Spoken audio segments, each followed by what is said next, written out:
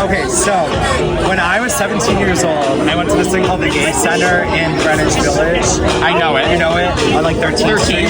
I had never had a boyfriend ever. One day walked in. He was 16, I was 17. And it was like that moment where it's like, he was so my type. Like that Latino, like long flowing hair.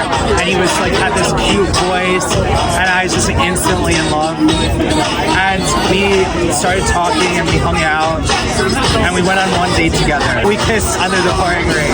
Wow. And it was very romantic in Union Square Park. I did fall very hard for him. And he was basically like, didn't say yes or no to me, but like strung me along. And then we became like really good friends. And we literally hung out every weekend for a year and a half. Wow. And we would walk around the city, do what poor people do, just walk around with young boys. We were like best friends. And I was like, okay, I kind of like, I love him, but I'll be friends with him, I'll deal with it, I don't want to lose him. So I went to Syracuse, and we stayed in touch for a little bit in the beginning. But what broke me was, I went home for Thanksgiving, he was home, and I was like, can I see you? And he like, put it off, and it never happened. And I went home for winter break, and that was a month long. Put it off, didn't happen. Then he went to school in Geneseo, and I was like, oh, we're close to each other-ish. Like, let's go visit each other. And it didn't happen. So it got to a point where I wrote him, this is the tea, okay? I will never do this again in my life. I sat down at the fucking computer in the student lounge and typed up a fucking 10-page single-spaced letter in Microsoft Word. And I emailed it to him, and I said, for your eyes only.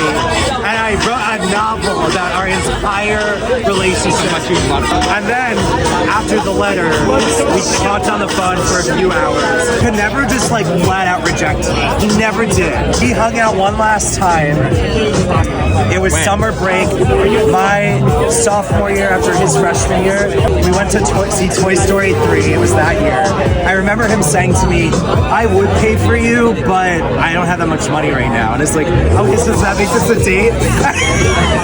And it didn't. Like, we just walked around, we didn't kiss. And then at the end of the date, he's like, so, friends? And I was like, yeah, of course. And we never spoke again.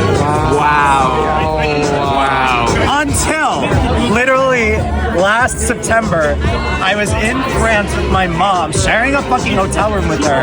It was a cute mother-son trip.